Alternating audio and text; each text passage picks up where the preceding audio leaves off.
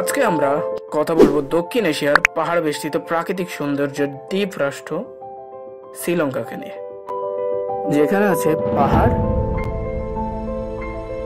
সমুদ্র, চা বাগান এবং রাবার তৈরির কারখানা, যেখানে পৃথিবীর সর্বপ্রথম মানব পা রাখেন এবং সে পায়ের ছাপ আজও বিদ্যমান। হ্যালো বন্ধুরা, আসসালামু আলাইকুম। আমি নাভিদ। আজকে আমাদের ভিডিও টপিকটা হবে শ্রীলঙ্কাকে নিয়ে। তো আর কথা না বাড়িয়ে চলুন শুরু করা যাক। দক্ষিণ এশিয়ার পাহাড় বেষ্টিত প্রাকৃতিক সৌন্দর্যের দ্বীপ রাষ্ট্র এই শ্রীলঙ্কা। প্রায় 2,16,70,000 মানুষ নিয়ে এই দেশটি গঠিত। প্রাচীনকাল থেকেই বৌদ্ধ ধর্মের সব থেকে বড় তীর্থস্থান হিসাবে পরিচিত। এখানকার সংখ্যাগরিষ্ঠ মানুষ বৌদ্ধ ধর্মের অনুসারী হলেও শ্রীলঙ্কার পৃথিবীর একমাত্র অমুসলিম দেশ যে রাষ্ট্রে প্রতিদিন 5 ওয়াক্ত নামাজের আজান হয়। যেখানে পৃথিবীর অনেক মুসলিম দেশেই টিভিতে সরাসরি আজান প্রচারণা করা নিষেধ, সেখানে শ্রীলঙ্কার মতন একটা বৌদ্ধ ধর্ম অবলম্বী দেশে প্রত্যেক ওয়াক্তেই টিভিতে সরাসরি আজান হয়। এই শ্রীলঙ্কার তৃতীয় বৃহত্তম জনগোষ্ঠী মুসলিম, যেখানকার মোট জনসংখ্যার 10% মুসলিম। দেশটির মুসলিমরা শ্রীলঙ্কার মূল নামে পরিচিত এবং শ্রীলঙ্কার অন্য ধর্মাবলম্বীর থেকেও শ্রীলঙ্কার মুসলিমরা বেশি ধনী হিসেবে গণনা করা হয়।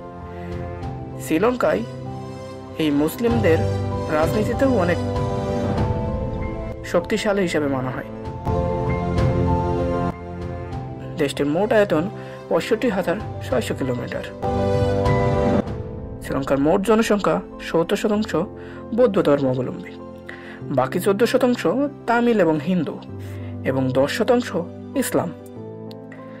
শ্রীলঙ্কাতে রয়েছে পৃথিবীর প্রথম মানব হযরত আদম আলাইহিসসালামের পাহাড়। মহান আল্লাহ হযরত আদম আলাইহিসসালামকে জান্নাত থেকে বের করে দেওয়ার পর তিনি এই শ্রীলঙ্কার এই পাহাড়ে প্রথম পা রাখেন, যেখানে আজও হযরত আদম আলাইহিসসালামের পায়ের ছাপ বিদ্যমান। আজ এই পাহাড় অত্যন্ত জনপ্রিয় একটি টুরিস্ট প্লেস হিসাবে গণ্য হয়, যেটিকে ইউনেস্কো ওয়ার্ল্ড হেরিটেজ হিসাবেও ঘোষণা করেছেন। হযরত আদম আলাইহিসসালামের এই পায়ের ছাপকে শ্রীলঙ্কার বৌদ্ধ, হিন্দু, মুসলিমরা প্রত্যেকেই সমানভাবে সম্মান করে। এই পায়ের দৈর্ঘ্য 5 ফুট 7 ইঞ্চি এবং প্রস্থ 4 ফুট 7 ইঞ্চি। শ্রীলঙ্কার রাজধানীর নাম ক্যান্ডি। এর প্রথম মহিলা প্রধানমন্ত্রী এই শ্রীলঙ্কা থেকেই হয়েছে। বাংলাদেশ থেকে সব থেকে স্বল্প খরচে আপনি চাইলে শ্রীলঙ্কাতে ঘুরে আসতে পারবেন।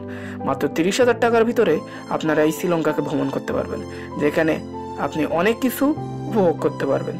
নারিকেল গাছ, দ্বীপ এবং সমুদ্র সহ আরো অনেক কিছু এখানে আছে।